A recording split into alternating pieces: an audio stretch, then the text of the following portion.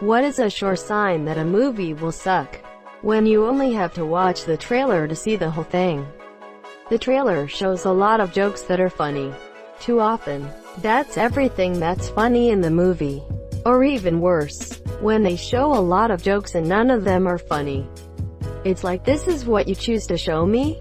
This must be terrible. Or when the trailer has funny lines that end up not being in the final cut. When the studio pretty much comes out and says the only reason you could criticize it is if you hate women or minority actors. Cough Ghostbusters, cough. Cough Charlie's Angels, cough. When the movie ad plays more times on any media than literally anything else, it means they blew their budget on the advertisements to make sure it played as often as possible. So chances are it's not going to be that great. Another one is when it has more A-list celebrities than it needs. Cats was a fantastic example of this. I vividly remember all the ads of Suicide Squad.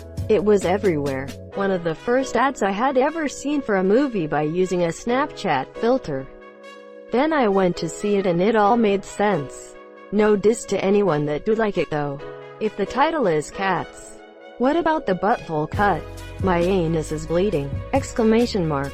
Exclamation mark! Exclamation mark! Exclamation mark! Exclamation mark! Exclamation mark! Exclamation mark! Exclamation mark! Exclamation mark! When a movie trailer describes it as the best romance comedy, whatever movie of the year, and it's fucking January. January in general is usually reserved for bad movies. Or at least movies the companies expect to do bad. Because anything they think might be a hit they're gonna wanna push out for the Thanksgiving, Christmas holidays. Voiceover heavy trailers. In a world you have to fight to survive, Rob Schneider is a stapler. Counter-argument. The in a world voiceover for movies from the 90s and early weren't all bad. What about Two Brothers? The only for sure giveaway is a movie with a big budget that doesn't allow or cancels its preview screenings. That's when nearly everybody involved with the production end has taken the preemptive step to cut their losses and lean heavily on opening weekend. They're already aware once word gets out, it's bad news. Nearly anything else in this thread is a matter of opinion on style or performers, or could simply have a terrible trailer. Or it could be independent if you hadn't heard of it. A foreign film if the trailer is heavily voiced over, etc. If it's like the fourth part to a movie that didn't even need a third part in the first place. Like Disney's Toy Story, Ice Age, Hold My Beer, Fast and Furious 20, Hold My Keys. When the only thing you hear about the movie before it releases all the production troubles that it is experiencing. The opening scene is a beach full of good-looking early 20-somethings. The lead bro is hanging with his boys looking too cool. There'd be a shot of people playing volleyball with obscure pop music playing in the background. I think obscure pop is my new favorite oxymoron.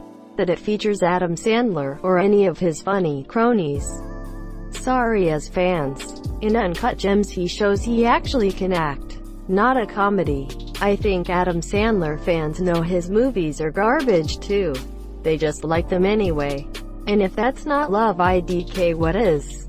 Big Daddy is one of my favorites TBH. Want somebody get this kid a Happy Meal. It's not love, it's Stockholm Syndrome. They aren't supposed to be award-winning cinematic masterpieces. They just need to be funny enough to waste an hour or two watching. It has major actors playing in it but you've never heard of it before. Anytime someone says it's like film X meets film Y, underscore it's like underscore The Departed underscore meets underscore Arrival underscore underscore. When the high schoolers are grown adults. I absolutely hate it when this happens. When I watched Good Boys with my family, my mother complained the entire time that the kids were 6 years old. It's because society has altered the way we see teenagers. So when we actually see teenagers they appear to us as little kids. When it's about vacuums, I disagree.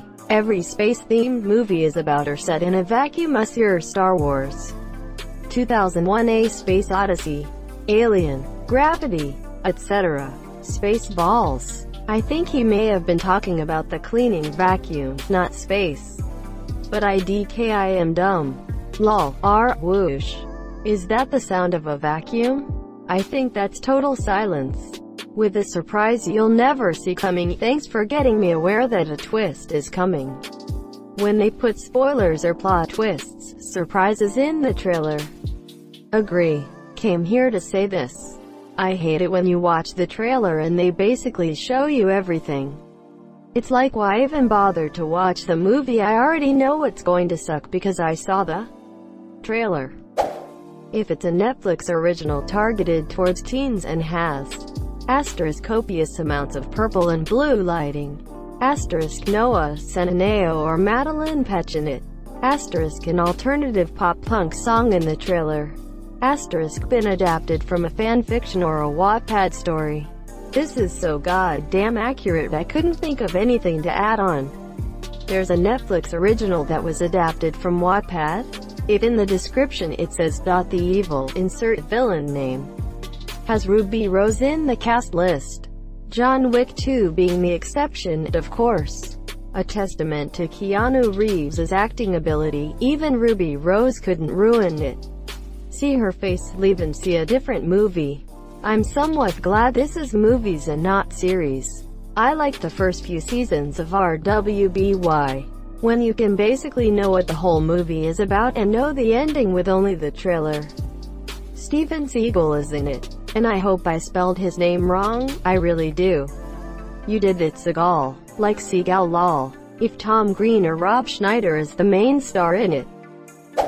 Starring Katherine Heigl is an uptight, workaholic bitch, who learns to smile near the end of the movie. It's got Melissa McCarthy in it. She was fine when her shtick was new, but all of her characters are the same. An obnoxious loudmouth with a secret heart of gold. All of her jokes revolve around her being either fat, rude, or slapstick humor. Spy wasn't bad at all. It made me laugh a good amount of times. Bridesmaids is a classic as well. But yeah, a lot of her movies are bad. Female character without personality. So the new Star Wars movies I was referring more to exist solely for sex appeal or mysterious and dangerous killer aspect. Or male character with no personality. Why get gender specific? Bad characters are bad characters. 21 had one of the most boring main characters I've ever seen in a movie and it was a male. Because female character without personality is an overused standard. This doesn't mean it doesn't happen to men too, but properly written female characters are scarce in comparison. I get a kick out of how I only ever see that. Why even make it about gender, when it's something that primarily affects women? And Bringing Down the House is a great book too.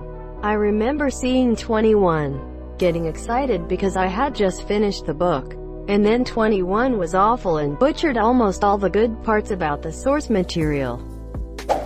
I'm surprised no one mentioned big red text for the box title. If something in the trailer makes you cringe when you watch the trailer but don't have even the faintest idea of what the movie is about, IDK, the trailer for Cubo was kinda WTF, but that movie was a bop. Usually when I hear that a sequel is in the works, talks before the first movie even releases. This goes for anything in life. Anything with a review embargo. When it's an animated movie that features multiple celebrities. When it's a horror movie that gets released in January. If the studio doesn't let the critics screen it before opening day. From the producers that saw Shrek. That is a real one. Fat black-haired Steven Seagal. When it's supposed to be a horror movie but it's only rated PG-13. If the movie makes the women look like she can collapse reality or is an insane badass. Like Star Wars THT was made by Disney. If a trailer shows a clip fading to black and you hear BWAAAAMM, it's probably gonna suck. More so if it's 30 seconds or less in. When you can predict the ending just by looking at the poster. When the trailer spoils the main twist of the movie. A main factor to keep watch for is where there's an extreme emphasis on the backstory. Typically movies will do this so the main storyline doesn't have to make as much sense, as long as the past story has some meaning. In my experience, movies tend to not be good when this happens. Deadpool would like a word. That one is a pretty good example too. The main story was okay, but in general there was way too much emphasis on the backstory and I felt that the main part was kind of lost a bit. Steven Seagal is in it. Shows everything in the trailer. Batman vs Superman, Bloodshot, etc. Has an unfunny actor in a funny movie. Anyone involved criticizes those who don't like the movie. The movie generally ignores its source material or the director wants to ignore it. You get spammed with a trailer for an ungodly amount of time. There's marketing, then there's Stockholm Syndrome. When they made forced diversity in their casting that doesn't make sense. Ruins the whole nuance. To some degree I think you're right. But I've recently learned that poor diversity in media is from new casting directors or writers who are learning diversity. It's like a first step thing. That's why it sucks. Good diversity in movies is when you don't notice or question why it's there. It has Star Wars in the title. If at any point you feel bored, too many cliches, say hello to my little friend. Quote, selecting cast or crew based solely on gender. Doing a remake for no other reason but to do gender swaps. Toilet jokes. I feel good. Na-na-na-na-na. When all the jokes are in the trailer. When trailers look nothing like the original work the movie is supposed to be adapted from. Monsieur. Okay, so this is just my opinion, don't hate on me, but if it's a rom-com or like a teen movie, review embargoes. More oftentimes than not. Even the studio doesn't feel confident in the movie and they try to reap as much from the opening before bad press gets around. When it's a horror movie but rated PG-13. Thought this would have been said already. But now it's lost in a sea of comments like it stars this actor that hasn't been in a movie for a while, let alone a trailer. Poltergeist is one of the best horror movies and it's rated PG. Nicolas Cage. Terrible plot or story. If it has woke plotline, it has the words Percy and Jackson in that exact order in its title.